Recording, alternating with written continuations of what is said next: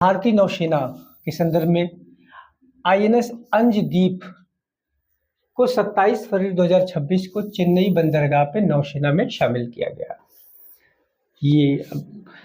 यह एक anti submarine warfare shallow water craft है। ठीक है, इसका उद्देश्य क्या है? पनडुब्बियों का पता लगाना और उन्हें नष्ट करना। तो आपसे पूछा जा सकता है आईएनएस अंजदीप के बारे में कि आईएनएस अंजदीप क्या है। तो ये बहुत इंपॉर्टेंट नहीं है कि कौन से बंदरगाह में शामिल किया गया, ठीक है, और बस नौसेना में शामिल किया गया चेन्नई बंदरगाह से। और दूसरी चीज ये है कि इसका उद्देश्य क्या है। जैसे आपसे पूछा जा सकता है कि आईएनएस अंजदीप क्या है, तो आईएनएस अंजदीप है पनडुब्बियों को पता लगाना, उन्हें नष्ट करने वाले जो है। यह मेक इन इंडिया की पहल के तहत समुद्री सुरक्षा को मजबूत करेगा। नेक्स्ट है धर्म परिवर्तन और एससी का दर्जा। इसके संदर्भ में क्या है कि वर्तमान नियमों के अनुसार अनुसूचित जाति का दर्जा केवल हिंदू, सिख और बौद्ध धर्म के अनुयायियों को मिलता है। यदि कोई व्यक्ति धर्म को छोड़कर किसी अन्य धर्म जैसे ईसाई या इस्लाम में परिवर्तित होता है तो एससी आरक्षण का लाभ खो देता है। इस संदर्भ में सुप्रीम कोर्ट की एक पीठ पी के मिश्रा और मनोज मिश्रा शामिल थे जिन्होंने ये निर्णय दिया। ठीक है, तो आपसे इसमें इम्पोर्टेंट क्या है? इसमें इम्पोर्टेंट है कि अनुसूचित जाति का दर्जा हिंदू, सिख और बौद्ध के अगर कोई व्यक्ति जो है ईसाई या इस्लाम धर्म स्वीकार करता है तो एससी का दर्जा खो देगा। और इसकी पीठ के जो न्यायाधीश रहे हैं इनके बारे में पूछा जा सकता है तो पीके मिश्रा और मनोज मिश्रा जो है कि पीठ के द्वारा ये निर्णय दिया गया। आगे चलते हैं, नेशनल डेंटल कमीशन। तो भारत सरकार ने डेंटल काउंसिल ऑफ इंडिया को समाप्त कर दिया है। आपसे पूछा जा सकता है कि जैसे डेंटल काउंसिल ऑफ इंडिया को समाप्त करके नेशनल डेंटल कमीशन की स्थापना किया है, तो नेशनल डेंटल कमीशन की स्थापना किया है। तो आपसे ये पूछा जा सकता है कि कौन सी संस्था थी जो जिसे समाप्त करके नेशनल डेंटल कमीशन बनाया गया, या ये भी पूछा जा सकता है कि जो है नेशनल डेंटल कमीशन की स्थापना मतलब को समाप्त करके किस संस्था की स्थापना किया गया। तो देखिए, national dental council of India को समाप्त करके नेशनल डेंटल कमीशन की स्थापना की गई है। इसका उद्देश्य क्या है? दंत चिकित्सा और अभ्यास को में पारदर्शिता लाना। ठीक है, डेंटिस्ट की ट्रेनिंग और क्लिनिक मानकों को अंतरराष्ट्रीय स्तर पर इसे बनाना है।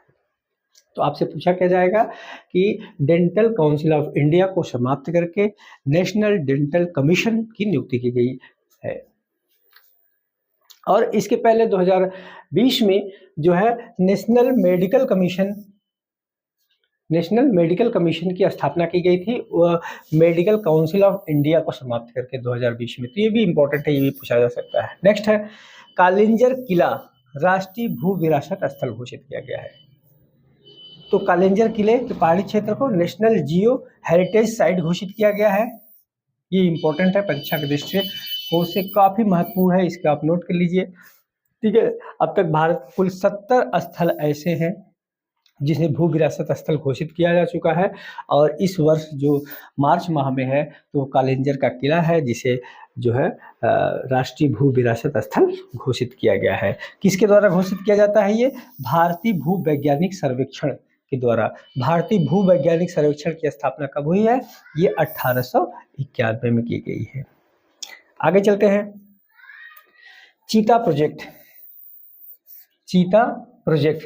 अभी आप नामीबिया और बोत्सवाना से जो है चीता लाए गए थे। ठीक है, नामीबिया और दक्षिण अफ्रीका के बाद बोत्सवाना से, पहले नामीबिया और दक्षिण अफ्रीका से चीता लाया गया था, अब बोत्सवाना से 9 चीते लाए गए हैं 28 फरवरी 2026 को। तो और इसे कूनो नेशनल पार्क एमपी में है ये। ठीक है, कूनो नेशनल पार्क में रखा गया है। अब भारत में चीतों की संख्या 48 से बढ़कर 53 होने की संभावना है। ठीक है, मतलब 48 से बढ़कर 53 हो गई। तो इम्पोर्टेंट इसमें क्या है कि आपसे पूछा जा सकता है कि हाल ही में किस देश से भारत में चीते लाए गए हैं, या मार्च माह में किस देश से चीते लाए गए हैं फरवरी माह में। तो इसमें पहले नामीबिया से लाया गया था और साउथ अफ्रीका से लाया गया था। इस बार बोत्सवाना से कुल 9 चीते 28 फरवरी 2026 को लाए गए हैं और इसे कूनो नेशनल पार्क में रखा गया है। अब भारत में चीतों की संख्या 48 से बढ़कर 53 हो गई है। नेक्स्ट है फर्जी विश्वविद्यालय के बारे में। यूजीसी रिपोर्ट 2026 में यूजीसी द्वारा कुछ विश्वविद्यालयों को फर्जी विश्वविद्यालय घोषित किया गया है। उसमें उत्तर प्रदेश के कितने हैं ये इंपॉर्टेंट है।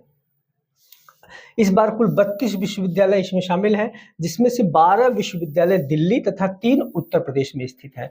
अब उत्तर प्रदेश में कौन कौन से हैं, जैसे गांधी हिंदी विद्यापीठ Prayagraj, Netaji Subhash Chandra Bose university open university है अलीगढ़ में है ये, और भारतीय शिक्षा परिषद भारत भवन लखनऊ में है। तो ये 3 विश्वविद्यालयों को जो है फर्जी विश्वविद्यालय की सूची में शामिल किया गया है यूजीसी द्वारा इस बार जो है मार्च 2026 में। आगे चलते हैं, आईओएस सागर पहल। अब आपसे पूछा जाएगा आईओएस सागर पहल क्या है। तो भारतीय नौसेना की दूसरी आईओएस सागर पहल फरवरी 2026 में जो है इसका आयोजन किया गया। और सागर का अर्थ क्या है, security and growth for all in the region. ये 2015 में प्रधानमंत्री द्वारा हिंद महासागर में इसकी शुरुआत की गई थी। इसका उद्देश्य क्या है, हिंद महासागर में शांति स्थिरता और सुरक्षा को बनाए रखना। तो इम्पोर्टेंट है आपसे कि आपसे पूछा जा सकता है आईओएस सागर पहल का उद्देश्य क्या है, ये इम्पोर्टेंट है। तो इसमें आप बताएंगे कि हिंद महासागर क्षेत्र में शांति स्थिरता और सुरक्षा बनाए रखना है। तो और दूसरी चीज है सागर का फुल फॉर्म भी पूछा जा सकता है। तो सागर का फुल फॉर्म है security and growth for all in the region, इसका जो है फुल फॉर्म है। नेक्स्ट है कुछ योजनाएं हैं, जैसे मावा धिया सत्कार योजना पंजाब सरकार द्वारा शुरू किया गया है। ठीक है, तो इम्पोर्टेंट इसमें यही है कि आपसे यही पूछा जा सकता है कि ये कहाँ किस राज्य द्वारा शुरू किया गया है। तो पंजाब राज्य द्वारा शुरू किया गया। तो सबसे पहला फैक्ट तो यही है। नेक्स्ट है यह पंजाब सरकार द्वारा महिलाओं को सशक्त बनाने हेतु शुरू किया गया है। इसमें महिलाओं को 1000 रुपया प्रतिमाह, ठीक है, और SC/ST के लिए ST की महिलाओं के लिए 1500 रुपया प्रतिमाह जो है देने का प्रस्ताव है। इसमें उद्देश्य क्या है, महिलाओं को आर्थिक रूप से स्वतंत्र बनाना और जीवन स्तर में उनके सुधार लाना है। यह योजना महिला सम्मान और बेटी बचाओ बेटी पढ़ाओ दिशा में एक महत्वपूर्ण कदम है। तो इसमें बहुत से इंपॉर्टेंट फैक्ट हैं जिनके बारे में हमने चर्चा किया। आगे चलते हैं, पश्चिमी एशिया संघर्ष के बारे में बात करते हैं। तो जैसा कि आप जानते हैं कि 28 फरवरी 2026 को इजराइल और ईरान के बीच तनाव बढ़ा और इसके लिए विभिन्न प्रकार के ऑपरेशन जो आपसे पूछे जा सकते हैं, जैसे ऑपरेशन सिविक फ्यूरी यूएसए द्वारा चलाया गया, ऑपरेशन राइजिंग लायन इजराइल द्वारा चलाया गया, 28 फरवरी 2026 को इजराइल द्वारा ईरान पर हमला किया गया। इसमें 3-4 तथ्य हैं जो बहुत इंपॉर्टेंट हैं कि 28 फरवरी को ये इजराइल द्वारा ईरान पर हमला किया गया। दूसरा है कि आपसे पूछा जा सकता है कि ऑपरेशन सिविक फ्यूरी किसके द्वारा चलाया गया, तो अमेरिका के द्वारा चलाया गया है। ऑपरेशन राइजिंग लाइन ये इजराइल के द्वारा चलाया गया है। नेक्स्ट है नेपाल चुनाव की बात करें। नेपाल चुनाव की बात करते हैं तो नेपाल चुनाव के दौरान नेपाल चुनाव में प्रतिनिधि सभा में कुल 275 सीटें हैं। प्रतिनिधि सभा में कुल कितनी सीटें हैं, 275 सीटें हैं। और बालेंद्र शाह को प्रधानमंत्री निर्वाचित किया गया प्रतिनिधि सभा द्वारा और राष्ट्रपति रामचंद्र पौडेल द्वारा शपथ दिलाई गई इन्हें। तो आपसे पूछा जा सकता है हाल ही में जो है नेपाल के प्रतिनिधि सभा का चुनाव हुआ उसमें कुल कितनी सीटें हैं, तो 275 सीटें हैं उसमें। और उसमें बालेंद्र शाह को, ठीक है, प्रधानमंत्री नियुक्त किया गया, उसमें RSP पार्टी के द्वारा जो है। नेक्स्ट सबसे इंपॉर्टेंट फैक्ट इसमें यह है रायसीना संवाद। रायसीना संवाद की शुरुआत 2016 में किया गया। इसमें भू राजनीतिक भू आर्थिक विषयों पर अंतर्राष्ट्रीय महत्व के विषयों पर चर्चा किया जाता है और यह जो संवाद है, यह जो डायलॉग है, यह नई दिल्ली में इसका आयोजन किया जाता है। तो यह भारत का प्रमुख भू राजनीतिक और भू आर्थिक सम्मेलन है। यह प्रतिवर्ष नई दिल्ली में जो है इसका आयोजन किया जाता है। 2026 में इसका 11वां संस्करण है, ये इंपॉर्टेंट है आपसे। तो सबसे पहले तो आप जान लीजिए कि रायसीना संवाद ये 2016 में शुरू किया गया है और हमेशा कहाँ होता है, नई दिल्ली में। इसका जो मुख्य उद्देश्य है वो क्या है कि भू राजनीतिक और भू आर्थिक विषयों पर इसमें वैश्विक स्तर पर चर्चा किया जाता है और यह इसका 11वां संस्करण है। इसमें मुख्य अतिथि कौन थे? Alexander stump. अलेक्जेंडर स्टम्प इसमें मुख्य अतिथि थे। ठीक है, इसका थीम क्या था? संस्कार। अब संस्कार मतलब असर्शन, दृढ़ता या एकोमोडेशन, सामंजस्य और एडवांसमेंट, उन्नति, इसका ये थीम था संस्कार। ठीक है, इसकी शुरुआत 2026 में हुई। आयोजन ऑब्जर्वर रिसर्च फाउंडेशन और भारत का विदेश मंत्रालय द्वारा शुरू किया जाता है। मतलब ORF प्लस भारत का विदेश मंत्रालय, फॉरेन मिनिस्ट्रीज से इसको शुरू किया जाता है। नेक्स्ट है G20 सम्मेलन। भारत में जो अंतर्राष्ट्रीय स्तर पर जितने भी क्षेत्रीय संगठन हैं उनमें G20 का सबसे महत्वपूर्ण योगदान है। सबसे महत्वपूर्ण ये G20 का सम्मेलन होता है, इसको आप जानते रहेंगे। इसका 21वां जो सम्मेलन है ये G20 का, ये मियामी USA में इसका आयोजन किया गया। 20वां जो था वह जोहान्सबर्ग में। ठीक है, 19वां कहाँ हुआ था? ये रियो डी जेनेरियो में, ब्राजील में। और इम्पोर्टेंट ये है कि 18वां इसका भारत में हुआ था, नई दिल्ली में इसका आयोजन किया गया था। नई दिल्ली के अतिरिक्त उत्तर प्रदेश के नोएडा में भी इसका आयोजन किया गया है। इसमें कुल 20 देश शामिल हैं, मतलब 19 देश प्लस EU इसमें शामिल है। इसमें अंतर्राष्ट्रीय स्तर पे जो है आर्थिक परिदृश्यों पर चर्चा किया जाता है वैश्विक स्तर पर। नेक्स्ट है सिप्री की रिपोर्ट। हथियारों के संदर्भ में सिप्री की रिपोर्ट है, वैश्विक हथियारों के व्यापार का आकलन किया जाता है इसमें। तो इस बार जो हथियारों के सबसे बड़े आयातक रहा है उसमें यूक्रेन है नंबर 1 पे। सबसे ज़्यादा जो हथियारों का आयात किया गया है वो यूक्रेन सरकार द्वारा किया गया है। दूसरे नंबर पे भारत है जो विश्व का 8% हथियार को आयात किया है। हालांकि इस बार भारत के हथियार आयात में कमी आई है, लेकिन इसके बावजूद भी भारत दूसरे स्थान पर है विश्व में वैश्विक हथियार आयात में। तीसरे स्थान पर सऊदी अरबिया है और निर्यातक में USA ये लगातार नंबर 1 पर बना हुआ है। दूसरे नंबर पे फ्रांस है और तीसरे नंबर पे रूस है। एक और महत्वपूर्ण तथ्य इसमें यह है कि भारत जो आयात करता है हथियारों का, वो किस देश से ज़्यादा करता है? तो भारत सबसे ज़्यादा जो आयात करता है वो USA से करता है। भारत अपने संपूर्ण हथियार का लगभग 40% जो है वो रूस से आयात करता है। टेली डेंसिटी की बात करें, मतलब टेली डेंसिटी का मतलब ये ट्राई द्वारा, ठीक है, ये ट्राई द्वारा जो है आयोजित किया जाता है। मतलब इसका आकलन निकाला जाता है कि भारत में कितने लोगों के पास जो है वो जो है स्पेशली सिम कार्ड से है ये। तो भारत की जो टेली डेंसिटी है इस बार सर्वाधिक रहा है 91.74, मतलब 100 लोगों में भारत में जो है 91.74% जो है वो क्या है, मोबाइल फोन है। उत्तर प्रदेश में ये परसेंटेज 69.74% है। नई दिल्ली में सर्वाधिक है 359.5%। कर्नाटक में 127% है। तो आपसे पूछा जाएगा कि किस राज्य में टेली डेंसिटी सर्वाधिक है। अगर राज्य पूछता है तो राज्य आपका कर्नाटक है। कर्नाटक में कुल 127% जो है टेली डेंसिटी है। और अगर केंद्र शासित प्रदेश की बात किया जाए तो केंद्र शासित प्रदेश में कुल 359.5% जो है उसकी टेली डेंसिटी है। नेक्स्ट है world happiness report. World happiness report में भारत का जो स्थान है वो 116वां। तो आपसे ये पूछा जाएगा कि भारत में वर्ल्ड हैप्पीनेस रिपोर्ट में भारत का स्थान कौन सा है, तो भारत का स्थान है 116वां। और विश्व में प्रथम स्थान किसका है? फिनलैंड का। और सबसे अंतिम स्थान किसका है? अफगानिस्तान का। और इसमें इंपॉर्टेंट एक फैक्ट और है, ये पूछा जाता है कि यह जो रिपोर्ट है विश्व जो है खुशहाली रिपोर्ट, वर्ल्ड हैप्पीनेस रिपोर्ट किस संस्था द्वारा जारी किया जाता है?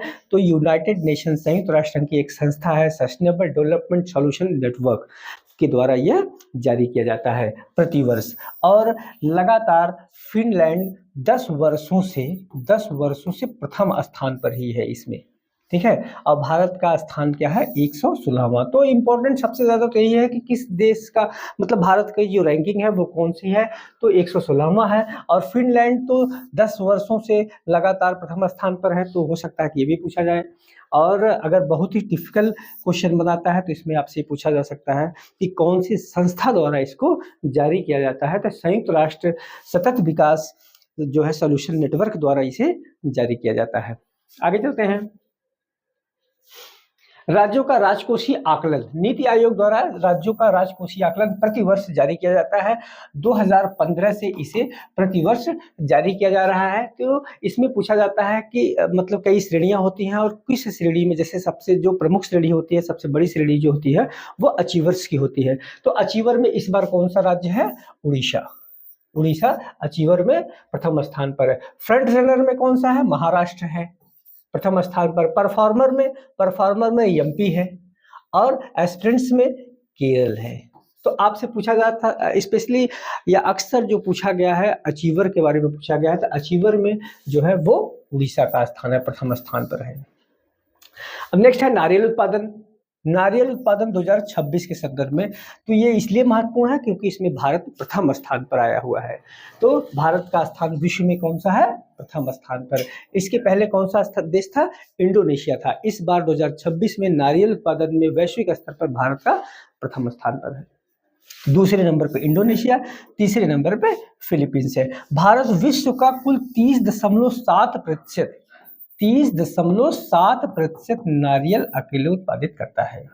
ठीक है। और भारत में कौन सा राज्य है, केरल। केरल के बाद है कर्नाटक, कर्नाटक के बाद है तमिलनाडु। तमिलनाडु ये तो आपको इम्पोर्टेंट है, आप जानते रहिए। कभी कभी भारत के जो वो उत्पादक हैं उन राज्यों के नाम पूछा जा सकता है, तो इसमें केरल है, केरल के बाद कर्नाटक है, कर्नाटक के बाद तमिलनाडु है। आगे चलते हैं। भव्य योजना। अब भव्य योजना क्या है, इसके बारे में जानते हैं पहले। भव्य का पूरा नाम है भारत औद्योगिक विकास योजना।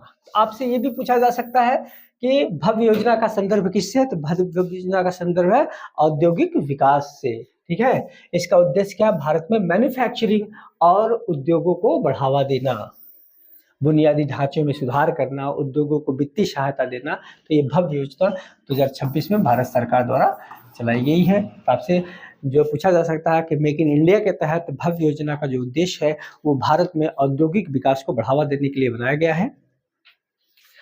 नेक्स्ट है बीसीसीआई पुरस्कार के संदर्भ में। तो ये हर साल जब भी आया है तो इसमें पूछा ही गया है, तो इसलिए आप इसको बहुत ही ध्यान से देखिए कि पाली उमरीगर अवार्ड के अंतर्गत जो पुरुष वर्ग के विजेता है, इस बार जो सम्मान मिला है वो शुभमन गिल को दिया गया है, और महिला वर्ग में स्मृति मंधाना को ये पुरस्कार दिया गया है। तो आप जानते होंगे कि सचिन तेंदुलकर और विराट कोहली को कई बार ये पुरस्कार प्राप्त हो चुका है, और जब भी किसी जो है खिलाड़ी को ये पहली बार प्राप्त होता है तो उस बार के एग्जाम में ये जरूर पूछा गया है। तो इसलिए आपको ये जानना जरूरी है कि इस बार पाली उमरीगर अवार्ड जो अंतर्राष्ट्रीय क्रिकेटर्स हैं उन्हें प्रदान किया जाता है भारत के संदर्भ में। तो इस बार जो है वो शुभमन गिल को दिया गया है, और महिला वर्ग में ये स्मृति मंधाना को प्रदान किया गया है। ऑस्कर की बात करें, 98 ऑस्कर अवार्ड। तो सबसे ज्यादा इंपॉर्टेंट तो यही है कि कौन से नंबर का ये ऑस्कर अवार्ड था, तो उसमें 98 जो है नंबर का ये अवार्ड था। इस बार सर्वश्रेष्ठ फिल्म कौन सी है, वन बैटल आफ्टर अनदर को यह पुरस्कार दिया गया है, और इसे कुल 6 पुरस्कार प्राप्त हुए हैं। आप जानते होंगे कि अब तक सिर्फ दो ऐसी फिल्में रही जिन्हें 3 श्रेणी में 11 श्रेणी में यह पुरस्कार प्राप्त हुआ है। इसके निर्देशक कौन थे, एंडरसन को सर्वश्रेष्ठ निर्देशक का पुरस्कार, बी गार्डन को सर्वश्रेष्ठ अभिनेता का पुरस्कार, और जे बकल को सर्वश्रेष्ठ अभिनेत्री का पुरस्कार प्रदान किया गया है। नेक्स्ट है ज्ञानपीठ पुरस्कार। ज्ञानपीठ पुरस्कार भारत में साहित्य के क्षेत्र में दिया जाने वाला सबसे बड़ा पुरस्कार होता है। कि जैसे आप जानते होंगे कि भारत में जो 8वीं अनुसूची में कुल 22 भाषाएं हैं, तो 22 भाषा में किसी एक भाषा के लिए किसी एक रचना के लिए इसे प्रदान किया जाता है। तो इस बार 60वां जो ज्ञानपीठ पुरस्कार है 2025 के संदर्भ में, जिसे 2026 में प्रदान किया गया है, वो बैरामुथु रामास्वामी को प्रदान किया गया है। एक तमिल लेखक है, तमिल लेखक, इस बार ये तमिल के क्षेत्र में दिया गया है। तमिल लेखक बैरामुथु रामास्वामी को इस बार यह सम्मान प्राप्त किया गया है। इसके पहले 59वां जो ज्ञानपीठ पुरस्कार था ये विनोद कुमार शुक्ल को प्रदान किया गया है और ये हिंदी के लिए प्रदान किया गया है, हिंदी के लिए, ठीक है, हिंदी की रचना के लिए प्रदान किया गया है। तो इस बार आपसे पूछा जा सकता है कि कौन सा ज्ञानपीठ पुरस्कार है, तो ये 60वां ज्ञानपीठ पुरस्कार है। किसे प्रदान किया गया? बैरामुथु रामास्वामी को प्रदान किया गया है। किस भाषा के संदर्भ में प्रदान किया गया है? तो तमिल भाषा के संदर्भ में प्रदान किया गया है। इसके पहले वाला भी पूछा जा सकता है, 59वां ज्ञानपीठ पुरस्कार, चूंकि उत्तर प्रदेश के संदर्भ में है, ये उत्तर प्रदेश के हैं, विनोद कुमार शुक्ल, हिंदी के क्षेत्र में इनको प्रदान किया गया है, इसलिए ये भी इंपॉर्टेंट है। नेक्स्ट है सरस्वती सम्मान। यह सम्मान के बिड़ला फाउंडेशन द्वारा दिया जाता है। यह भारतीय साहित्य के सबसे प्रतिष्ठित पुरस्कारों में से एक है। इस बार 35वां जो सरस्वती सम्मान है किसको दिया गया है? राम कुमार मुखोपाध्याय को। इंपॉर्टेंट है, राम कुमार मुखोपाध्याय की, इनकी रचना है हर पार्वती कथा। तो ये 35वां सरस्वती सम्मान है, राम कुमार मुखोपाध्याय को प्रदान किया गया है और इनकी रचना है हर पार्वती कथा। तो ये इंपॉर्टेंट है, हर पार्वती कथा, इसको आप जानते रहिए। आगे चलते हैं, साहित्य अकादमी पुरस्कार 2025। तो इसमें जो जो इंपॉर्टेंट, जो कि आप जानते होंगे कि ये 22 भाषाओं में ही प्रदान किया जाता है, पूरा 22 भाषा में, लेकिन पूछा कौन सा जाता है? हिंदी, अंग्रेजी और संस्कृत और उर्दू के संदर्भ में पूछा जा सकता है। तो इसमें जो लेखक है और उनकी रचना के संदर्भ में पूछा जा सकता है। तो हमने जो हिंदी के लिए जीते जी इलाहाबाद, सबसे इंपॉर्टेंट इसमें ही है, जीते जी इलाहाबाद, ये संस्मरण है ममता कालिया का, ठीक है, ममता कालिया का की कृति है, जीते जी इलाहाबाद। हिंदी के लिए उसको साहित्य अकादमी पुरस्कार प्रदान किया गया है। अंग्रेजी के लिए नवतेज सरना को प्रदान किया गया है। उनका जो उपन्यास है वह है क्रिम्सन स्प्रिंग। क्रिम्सन स्प्रिंग के लिए उनको यह सम्मान दिया गया है। संस्कृत के लिए प्रस्थान त्रैस्तुल्य ब्रह्मोदय, ये कविता है, संग्रह है, और ये जितेंद्र कुमार सोनी इसके लेखक हैं। उर्दू के लिए प्रीतपाल सिंह बेताब, सफर जारी है, एक कविता संग्रह है, सफर जारी है, प्रीतपाल सिंह बेताब को जो है इसे प्रदान किया गया है। तो साहित्य अकादमी पुरस्कार 24 भाषाओं में, क्योंकि आप जानते होंगे कि 8वीं अनुसूची में कुल 22 भाषा है, इसके अतिरिक्त अंग्रेजी और राजस्थानी को शामिल किया जाता है। 8वीं अनुसूची में अंग्रेजी शामिल नहीं है, तो अंग्रेजी और राजस्थानी भी 8वीं अनुसूची में शामिल नहीं है। तो ये भी इंपॉर्टेंट है आपके लिए। अभी तो जीके के लिए बहुत कुछ जानना है, तो इसमें अंग्रेजी और राजस्थानी इसमें शामिल नहीं है। तो 22 भाषा के अतिरिक्त अंग्रेजी और राजस्थानी को भी यह पुरस्कार प्रदान किया जाता है। नेक्स्ट है Stockholm water prize. Stockholm water prize जो है ये जल का नोबेल पुरस्कार कहा जाता है। इस बार यह पुरस्कार काहबा मदानी, ये ईरान के एक कार्यकर्ता, सामाजिक कार्यकर्ता, और काहबा मदानी, उनको इस बार 2026 का स्टॉकहोम वाटर प्राइज पुरस्कार प्रदान किया गया है। 2015 में भारत के जल पुरुष कहे जाने वाले राजेंद्र सिंह को यह पुरस्कार प्रदान किया गया था। मात्र एक बार उन्हें यह पुरस्कार प्रदान किया गया। राजस्थान के चूरू जिले में इन्होंने जल संरक्षण का कार्य किया था और जिसके कारण इन्हें 2015 में जो है स्टॉकहोम वाटर प्राइज सम्मान प्रदान किया गया था। आगे चलते हैं, WTO का सम्मेलन। आप जानते होंगे कि WTO का सम्मेलन अभी कोई भी सम्मेलन भारत में नहीं हुआ। इसके मंत्री स्तरीय सम्मेलन बहुत महत्वपूर्ण होते हैं और अब तक कोई सा भी सम्मेलन भारत में आयोजित नहीं किया गया। इस बार जो 14वां सम्मेलन था ये याओंडे, कैमरून में पड़ता है, याओंडे में आयोजित किया गया है। और 13वां जो सम्मेलन है यह अबू धाबी में आयोजित किया गया था मार्च 2024 में। प्रति 2 वर्ष पर यह सम्मेलन का आयोजन किया जाता है। यह मंत्री स्तरीय सम्मेलन है और WTO द्वारा इसका आयोजन किया जाता है 1995 से, और भारत में अब तक जो है किसी भी सम्मेलन का आयोजन नहीं किया गया है WTO का। अब कुछ पुस्तकें हैं और उनके लेखक जो वर्तमान में बहुत चर्चित रही हैं, ऐसी पुस्तकें जो राष्ट्रीय स्तर, अंतर्राष्ट्रीय स्तर पर काफ़ी महत्वपूर्ण हैं, उनके बारे में पूछा जा सकता है आपसे। तो कुछ पुस्तकों को हम अपने इस नोट्स में शामिल किए हैं। तो आइए देखते हैं कौन कौन सी पुस्तक है। It's easy to be healthy, it's easy to be healthy, स्वस्थ रहना आसान है, ये किसकी है? मलाइका अरोड़ा की एक पुस्तक है। नेक्स्ट है एन एक्सीडेंटल लॉयर, के वेणुगोपाल, के वेणुगोपाल के बारे में आप जानते होंगे कि ये भारत में कैग रहे हैं, CAG controller and editor general रहे हैं के वेणुगोपाल, और उनकी एक किताब है एन एक्सीडेंटल लॉयर, तो उनको उनकी पुस्तक है। आगे है G7 का विदेश मंत्री सम्मेलन। जैसा आप जानते हैं कि इसका नाम पहले G8 था, तो शुरू में तो इसका नाम G5 ही था, बाद में इसका नाम G8 हो गया। जब क्रीमिया पर रूस ने आक्रमण किया था तो उसके चलते रूस को इस संस्था से बाहर कर दिया गया और अब ये G7 के नाम से जाना जाता है। तो जब भी ये आयोजन किया गया है, जिसका आयोजन किया गया है, और आगामी परीक्षाओं में इसके आयोजन स्थल और प्रमुख जो फैक्ट रहे हैं उनके बारे में पूछा गया। इस बार यह इसका जो आयोजन है वो अबादिया दी फियास्त्रा, इटली, अबादिया दी फियास्त्रा कहाँ पड़ता है? इटली में इसका आयोजन किया गया है। कुछ महत्वपूर्ण सैन्य अभ्यास है जिनके बारे में चर्चा कर लेते हैं।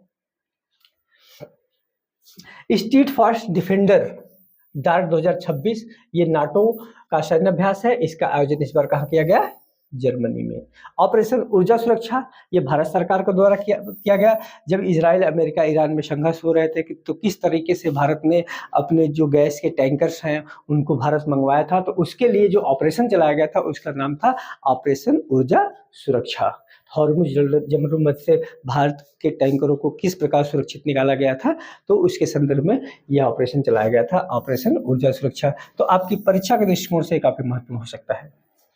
वज्र प्रहार भारत और अमेरिका द्वारा किया जाता है प्रत्येक वर्ष जो है, यह इसका 16वां संस्करण है। इस बार बकलोह, हिमाचल प्रदेश के बकलोह में इसका आयोजन किया गया है। लामितिये भारत और सेशेल्स के बीच सैन्य अभ्यास है। यह मार्च 2026 में इसका आयोजन किया गया सेशेल्स में, तो ये भी इंपॉर्टेंट है। आपसे ये भी पूछा जा सकता है कि लामितिये किस देशों के बीच का सैन्य अभ्यास है, तो भारत और सेशेल्स के बीच है। ककाडू, ये ऑस्ट्रेलिया का नौसैनिक अभ्यास है। ये इस बार सिडनी में इसका आयोजन किया गया मार्च 2026 में। नेक्स्ट है अंतरराष्ट्रीय फिल्म महोत्सव, ये मार्च 2026 में नई दिल्ली में इसका आयोजन किया गया। रणजी ट्रॉफी में पहली बार जम्मू कश्मीर विजेता रही है, तो इस इंपॉर्टेंट हो सकता है आप परीक्षा के दृष्टिकोण से। और उप विजेता कौन रहा? कर्नाटक रहा है। इसका जो फाइनल का आयोजक स्थल है वो है हुबली, कर्नाटक। कर्नाटक के हुबली में इसका आयोजन किया गया है।